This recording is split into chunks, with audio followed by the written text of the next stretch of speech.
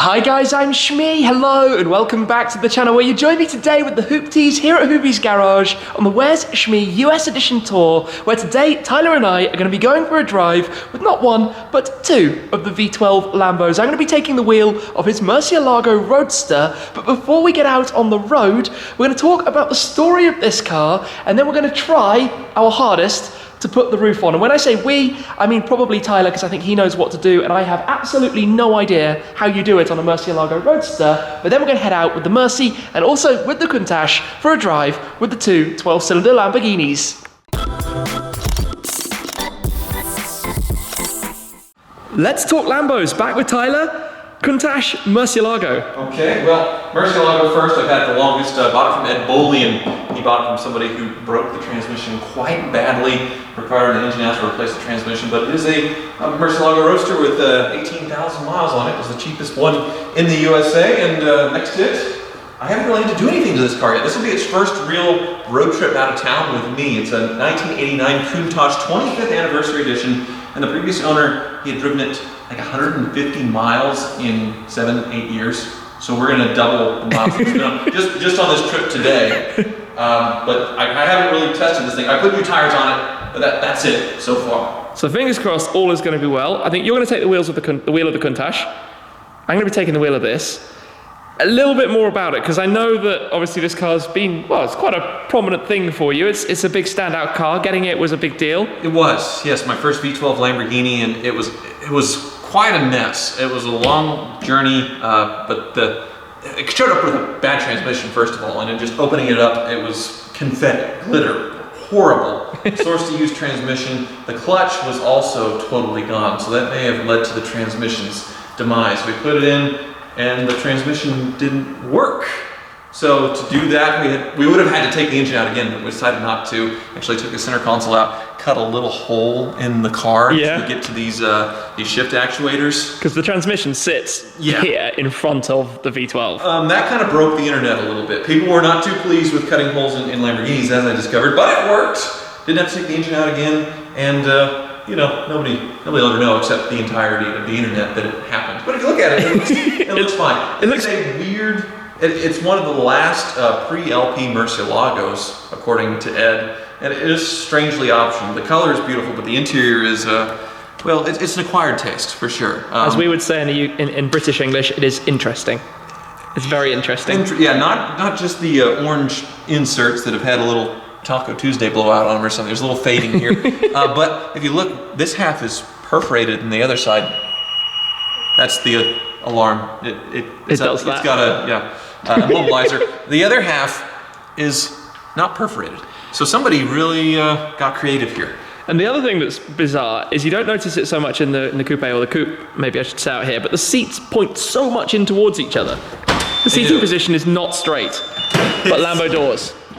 It's, you know, I don't really notice it driving. Of course, it's a flappy pedal car, so as far as the pedals go, it's not too bad. It really is a nice cruiser. I enjoyed it way more than I thought I would. I liked it so much that I sold my gated Gallardo, which was like mid-condition, only 6,000 miles on it, because I liked this better. But yeah, the Roadsters, they got a completely reworked rear end. The cooling's totally different. The hatch opens up in the opposite direction, and I think it's gorgeous with the top off. With the top on, it looks a bit awkward. Hideous. But we're gonna have to do that because it's a long drive and it's cold. So we're gonna put it on. It's 50 something. No, it's cold. We're gonna be putting the roof. We're gonna be trying in a moment. I say we. You're gonna be trying in a moment to put the roof on. Well, but this is. I don't think I've ever actually looked at the Murci Roadster engine bay being opened up backwards. It's actually quite interesting how even the Aventador's power plant actually looks quite similar to this. I mean, it makes sense. It's development of it, but. You know, the presentation of this engine, it's weird to see the evolution of the two cars, because this, I mean, it has a decent presentation, but you can see a lot of wires and things. With the Diablo, which I don't have here, it looks like art, and they covered everything up with plastic or covers to where you really can't see any of the, you know, the nasty bits, the hoses, the wires, or anything. So they went backwards. But compared to this, this looks like somebody's tangled up Christmas lights under here. It is a real mess. How does this open up? It works. Oh yeah. That doesn't, yeah, completely different setup. Completely different.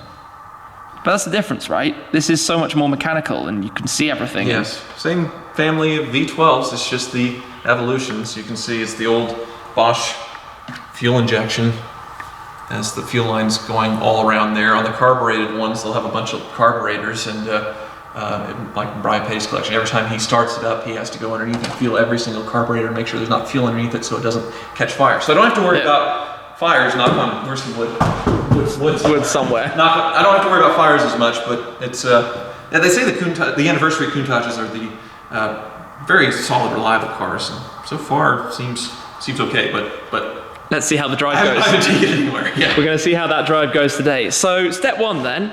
Now, all sorts of things opening and closing. Step one, let's work out how to get the roof on.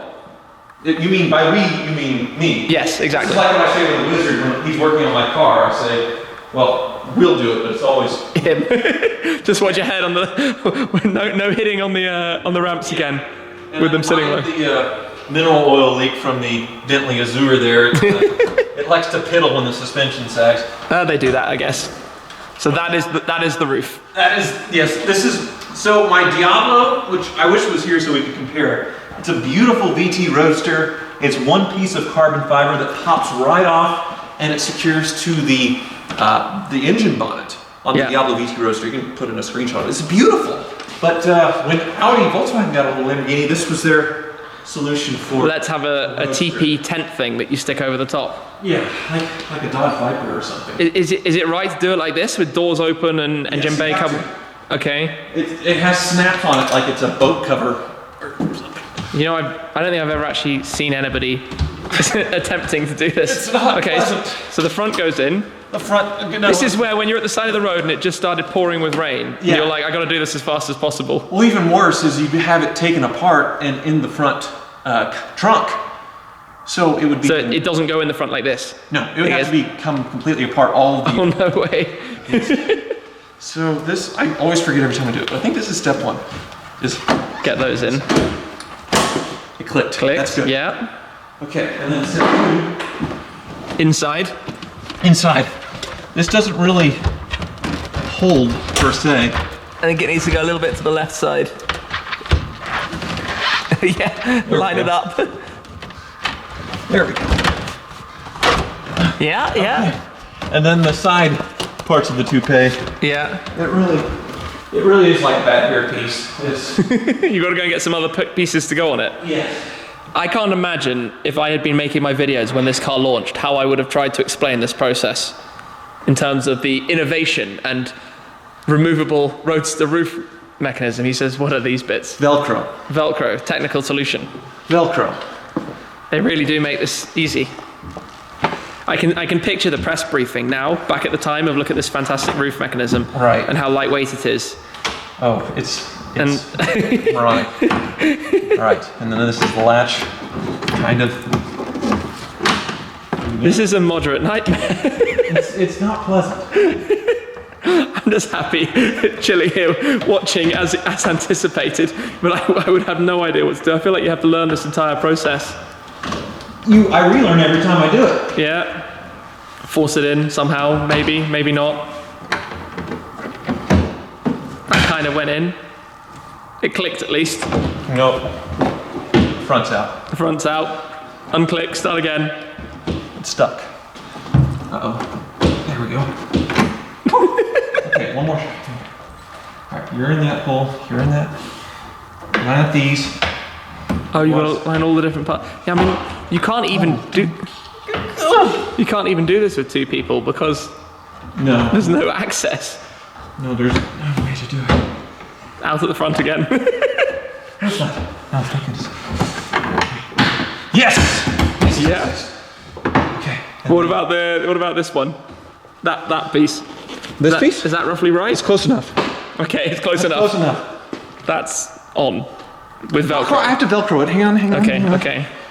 Jumping the gun. Door down. So this kind of slides into there. Yeah. And then Velcro. And then you've got here's the boat snaps. Yes. that one's not clicking very well. But before I do that, I need to do the other side. The whole other side.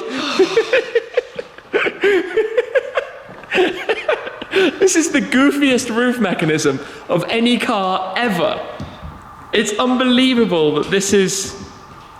People tell me that I shouldn't call cars like this a hoopty, but if this top mechanism isn't hoopty, then what is it? No, this is completely absolute, like... Is it easier to do the second one? Something popped out at the front, I think. Okay, that's where it's supposed to be. That's where it's supposed to be. That's where it's supposed to be. Not anymore. We're in. A little smoother on that side. Okay, same. Some poppers, some Velcro. Snap that down. I have had some things snap and pop off mid-drive, but I was going quite fast. The speed limit on this... I can't do that one. The speed limit on this Shmee is 100 miles an hour. Okay. And I have tested that, and things do start falling off at 100 miles an hour, so Be aware. keep the speed low. Yeah. Do you have to do all of these poppers as well? Yes, sir. That's why the hatch is up. Goodness. It just goes on and on and on. And maybe it stays on. And you just hope that when you're driving, it doesn't just kind of go whoosh up in the air. Wow. That was a mission.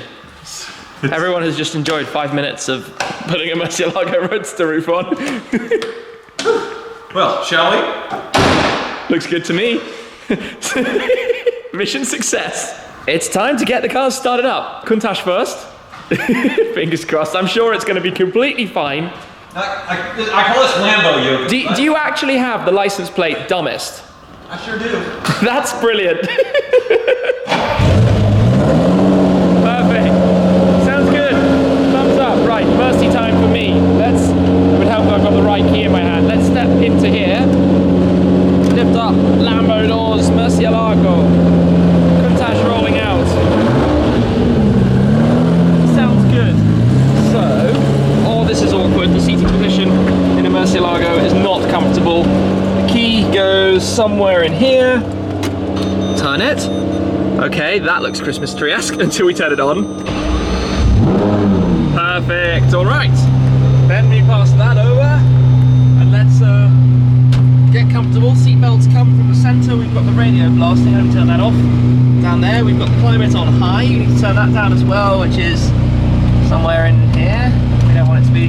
There we go. Dealing with Fahrenheit. We've got a fly-off handbrake. We've got all sorts of different lights. Goodness, that's slightly concerning. And out we go.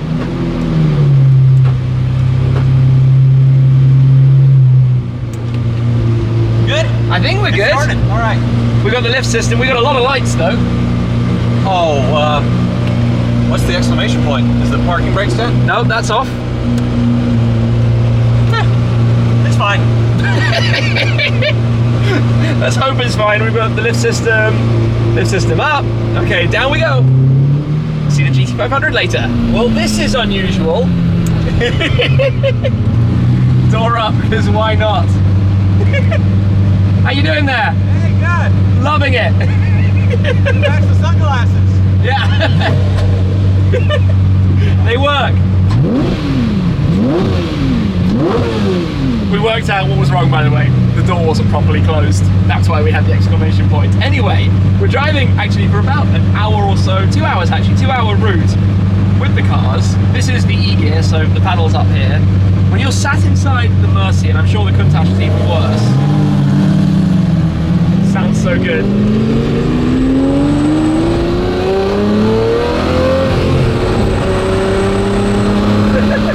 That's very loud. What I was going to say is that you're sat facing towards like the middle of the car. It is not straight. The steering wheel is also offset to your right. It's also not straight. The whole car feels a little bit twisted and awkward. That's what makes a Lamborghini, right? That's what makes them these ridiculous and dramatic things. And from an experience point of view, I mean, yeah, it's certainly up there. And even better, when we're driving with these two together, he says, drop it down to second gear.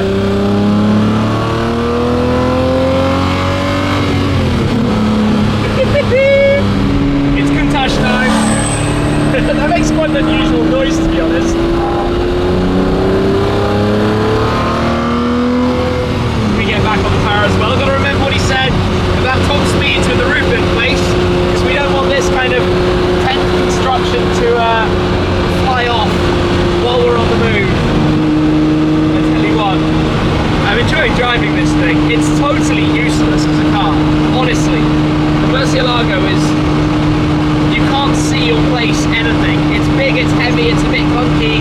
Obviously these gearboxes, a lot of rawness, but not exactly the best in the world. There's no gated shifter, and then nor is it a dual clutch. So you're left with this kind of slight lag as it shifts up through the gears.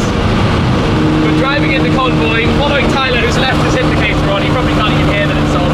His blinker to the right. It's pretty cool. Amusingly, I just went for the upshift paddle and pulled the wipers by mistake, so I washed the windscreen, which was not needed. Hopefully it's going to stay dry. What I can tell you though, is that an hour or so into the drive, this is a really hardcore car. From the noise, but also the feel, because it is very, very firm as we go over some railroad tracks that are slightly dodgy here. Bump, bump. But hey, it's a four-wheel drive. You can daily drive this thing, you can live with it. Maybe not the most practicality in the world. And probably sticking out like a sore thumb where we're cruising through at the moment in Kansas with the two of these cars together.